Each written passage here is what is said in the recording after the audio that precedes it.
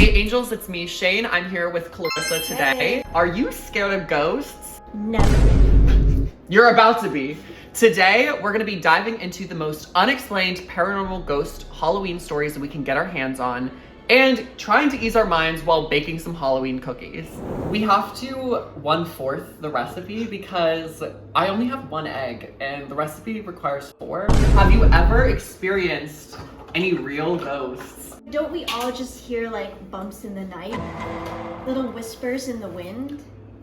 I actually do. When I was a kid, my brother swore that there was a ghost of a fisherman that lived in our guest bedroom. He was freaked out about it all the damn time. My parents believed him because they also were like seeing things. I didn't think much about it. I thought my brother was crazy. He said like that this fisherman would like tell him stories. I'm from an area where a lot of people were killed because you know, like Virginia is like the battlegrounds. Did it ever smell like fish? My brother said that it did. I didn't witness any of it. And it's not an old house. The house was new. There have been a couple times in my life when I'll be laying down in my bed underneath my cozy little covers and I'll hear like little rustlings in the corner of the room and I'm like, oh God, this is it. It's over for me. They're getting me. They got me. But besides that, not really. Do you believe in ghosts? I do. I believe in all supernatural beings. Like even vampires? You're looking at one right now. How do vampires all look so hot if they can't see themselves? That is a good point. I found this really cute pumpkin spice flavoring at Michael's the other day and I was like, oh. No. Okay, well, Courtney. tell me when to stop. Close your eyes. Ready? Stop. Was that a lot? I don't know. Do you believe in ghosts? Yeah. I don't know what I believe that they do because I think like the lore behind them is impossible to tell for sure. We're classy at the okshane kitchen because we don't really pen stories in tequila. And it's working. All that with 1 egg. If you were a ghost, who would you haunt? Who would you haunt? Probably whoever killed me. Oh, see. Right? Like Yeah. I would haunt you. You would freak me out for sure. We finished cooking our cookies. Cheers.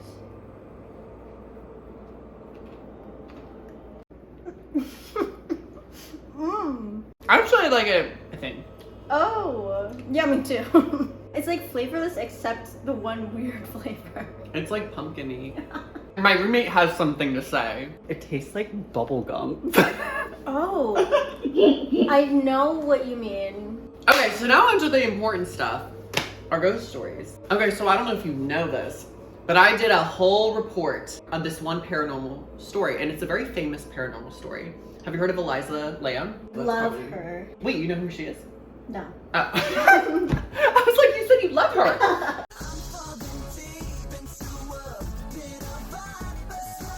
She was either from China or Canada. In like grad school, you know, she's a straight A student. She's nerdy. She's studying like medical stuff or something like that. And she travels to Los Angeles for the first time. She is by herself and she's just, you know, touring for a few days. She disappears. Completely. So when they're tracking her down, they're like, oh my God, where is she? And they look at the footage of her in her hotel because that's the last time they saw her. And so they find this hotel footage of her in the elevator and it's very like paranormal I know vibes. this. First of all, it looks like she's being chased by something. She runs into the elevator. The doors won't close. She frantically pushes the button. The doors won't close. She gets out. She gets back on. They are wide open. And she's terrified. She's like pacing back and forth. She looks like she's hiding from something. Something's chasing her. And there's nothing there. It's believed that she was seeing ghosts or something paranormal was chasing her.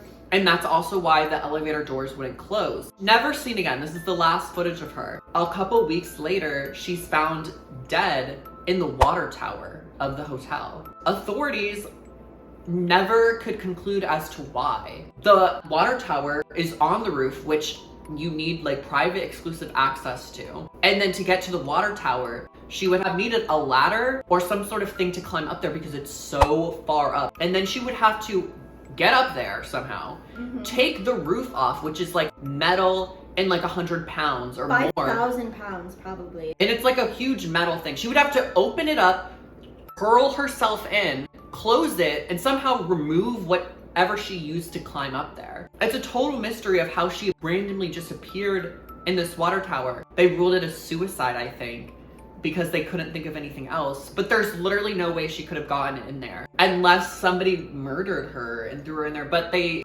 don't have like a reason. And I truly believe that like a glitch in the Matrix and she was like trapped there by a ghost. I don't know.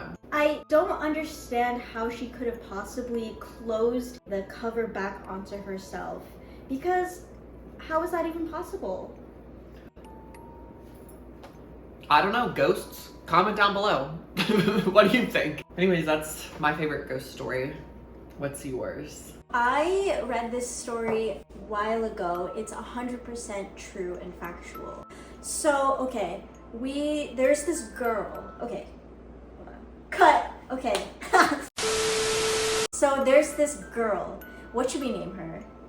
Vanessa. Oh my god, I was just thinking Vanessa. Anyways, okay, so so Vanessa walks into this thrift store. She sees this jacket. There's like something about this jacket. She's like, I have to try this on. She puts on this jacket. It's giving trench coat, like trench coat button to the top. Okay.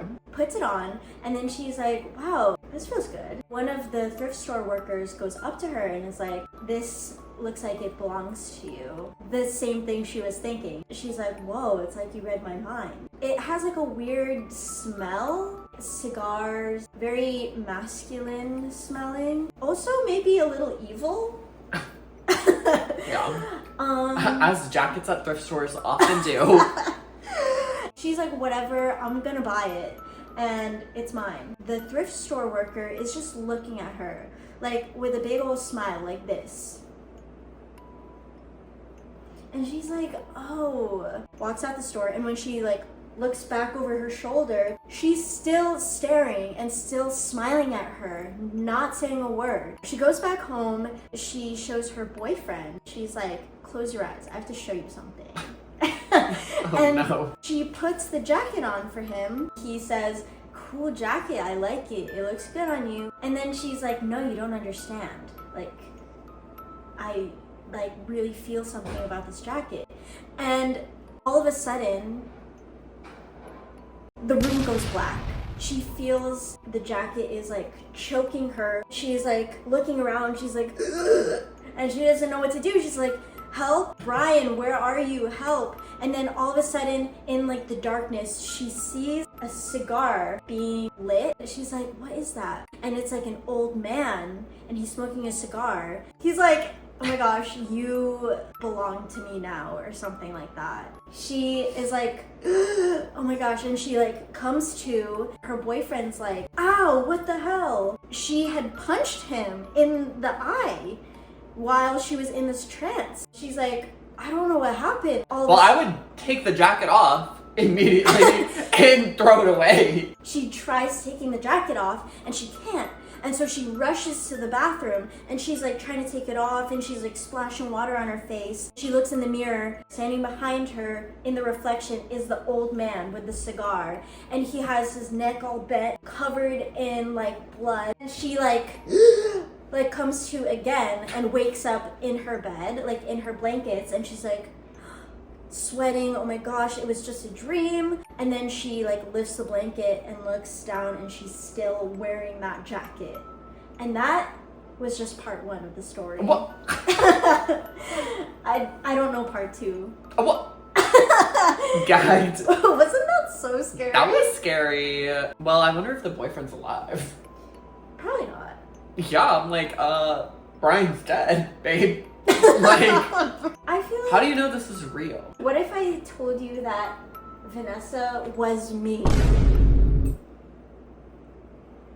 I don't know if it's real, but I'd like to think it is. The name of the story is like six fingered or something stupid, whatever. It's an urban legend. I was told when I was a kid. It all started with this girl named Isabel. She's like, you know, I don't know, 12 6, one of those ages. Something like that. she's a child. Yeah. And she wants a doll. Because she gets straight A's, her mom's like, we're gonna buy you that doll, girl. We're gonna buy you that freaking doll. So they go to the store, the thrift store. Another thrift store story.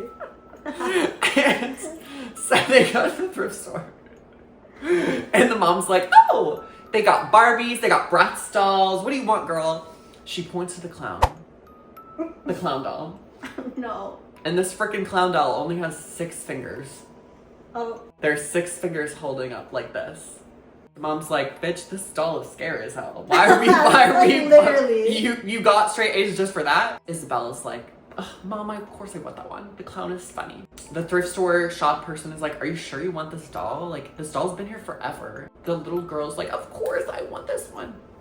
Okay, so they take it home. You know, Isabella plays with the clown and everything's fine.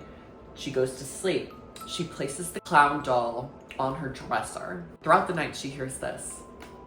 Like little tap, tap, tapping. I don't like that. And she's like, what's going on? What's going on? And then she hears some whisperings coming from the hall. Isabel. And Isabel's like, what's going on? Who's that? That's her. Oh. She ignores it. So she goes back to sleep. She hears it again. Isabel, come play with me. And at this point, she's a little scared. But she's like, oh, I'm just a kid. I'm just gonna go see what's going on. And so she turns on her light. She sees the clown doll's gone. Oh my god. She's like, oh, maybe I'm just stupid and I misplaced it. Maybe I didn't put it there. She doesn't think much about it. Gaslighting herself. And so she starts headed towards the stairs and she sees the doll and it looks very excited to play. She's like, fine, I'll play with the doll or whatever. So she goes up. She plays with the doll. Let's just say that. The next morning, her mother wakes up and she's like, oh, I'm gonna go wake up my sweetie. Oh no. And she goes into the room. She sees Isabel with a knife in her front, bleeding out on the floor. And she sees the doll with its 7 fingers holding up. And she obviously cries or whatever.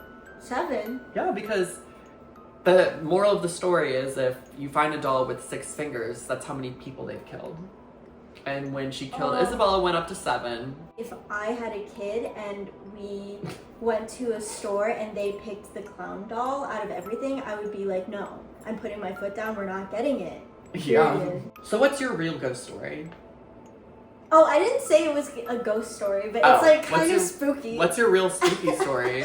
So when I was like 13 or something, my dad had his own dental practice or whatever. In the break room, they have like a microwave and everything. And I had this like little pack of snacks. What if I like warmed them up in the microwave? Not really understanding the fact that it was made out of like aluminum. I put it in the microwave and I'm like, okay, 3 minutes period. And it literally like exploded. And I'm like, I think I'm gonna set the whole building on fire, probably. And that was the day your father was no longer a dentist. Flames erupted. It was like, Did they have to get a new microwave? Probably. Comment down below your favorite scary stories because I need more. I hope I scared you guys. I hope Halloween treats you well. Boo. Thank you guys. Bye.